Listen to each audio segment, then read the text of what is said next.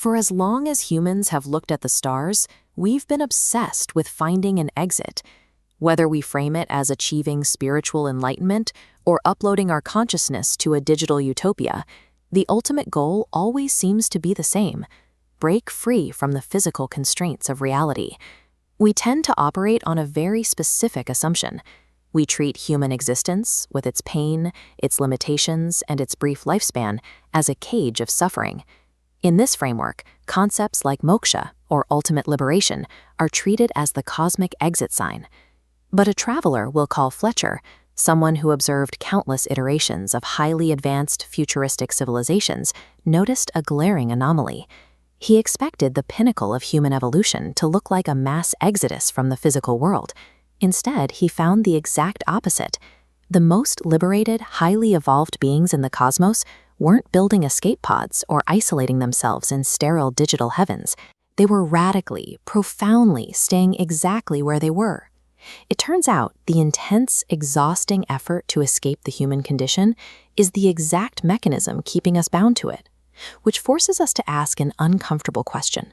What if there was never a cage to begin with? To understand this, we have to look at the ancient wisdom preserved in texts like the Upanishads. According to the entity Zoran, a voice of cosmic memory in Fletcher's records, we've been misreading these texts for centuries. They were never meant to be instruction manuals for leaving reality behind. The core philosophical shift is subtle. True liberation is not about traveling to a distant, transcendent state of being known as Brahman. It is the recognition that you already consist entirely of it. Zoran describes this using a very grounded physical process. When a log burns, the fire doesn't leave the wood to go somewhere else. The wood is simply admitting that it was fire all along, temporarily wearing a wooden mask. This text from the Brihadaranyaka Upanishad makes this distinction explicit. Notice the phrasing. When desires are cast away, the mortal becomes immortal, and here attains Brahman. Right here, not in another realm or after a final departure. Ancient concepts like karma, dharma, and maya are often taught as a staircase leading out of the physical world. But once the nervous system stops fighting its own existence, it becomes clear that these concepts are the actual substance of reality. They are the realization of moksha itself. We can see exactly what this looks like in practice by examining a field report from the year 2078. Fletcher observes an elderly woman named Amrita standing in a sunlit kitchen making breakfast. There is profound focus in her movements, turning the ordinary act of cracking an egg into an expression of quiet reverence. When her young daughter asks why people still die, Amrita doesn't offer comforting fictions or speak of death as a tragedy. She simply smiles and explains that the universe naturally favors goodbyes. She calls death the exhale after the long inhale of love. To prove that the physical form is an instrument rather than a prison, Amrita gently pricks her finger.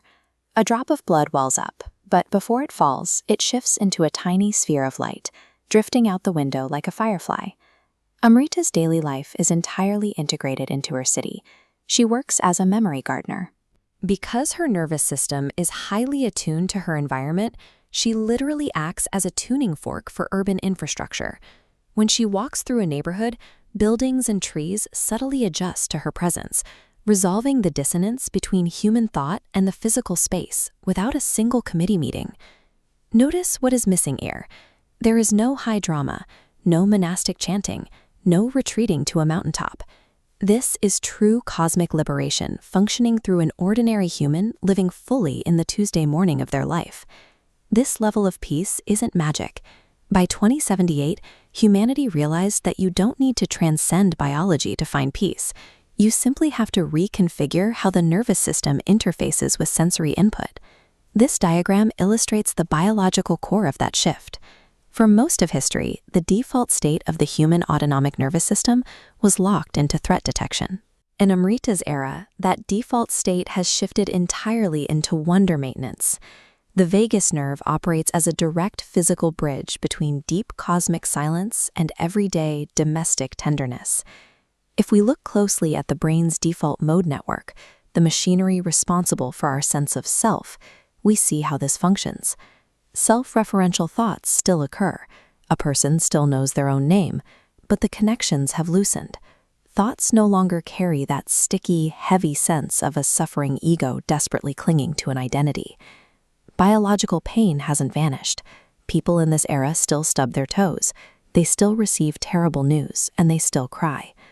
But because the rigid ego is gone, the suffering happens inside a much broader container of joy that requires no outside source to exist. It is tempting to look at this biological calm and assume it creates a sterile society, a kind of post-human collective, devoid of distinct personalities, friction, or humor. But that misses the great cosmic joke hidden in the earliest Vedic texts. The punchline is that the seeker desperately hunting for liberation is the only entity that was ever trapped. When the seeker dissolves, what remains is an entirely unbothered, playful awareness. Liberated beings are profoundly ordinary. They still bicker playfully with their partners about whose turn it is to take out the compost. They still sit on their roofs eating mangoes, and they still kiss their children's scraped knees. Embracing moksha in everyday life doesn't mute the human experience. It plays it at maximum volume, completely stripped of the static of ignorance. Look at this passage. It applies the ancient Sanskrit principle tat tvam asi, thou art that, directly to the kitchen table. It explicitly states that the divine isn't separate from the physical. Even the breakfast is that. Even the laughter between bites is that. Facing this reality, Fletcher finally reaches the end of his timeline hopping. He realizes that the exhausting journey across different futures, constantly searching for a better, more evolved state of existence, serves no purpose. The future isn't a physical destination waiting to be arrived at. It is a state of being that only manifests when you finally stop looking for it and simply allow yourself to embody it in the present moment. There is no final upload required. Stop searching for the exit. The wood is already burning, and you are already the fire. All that's left to do is recognize it,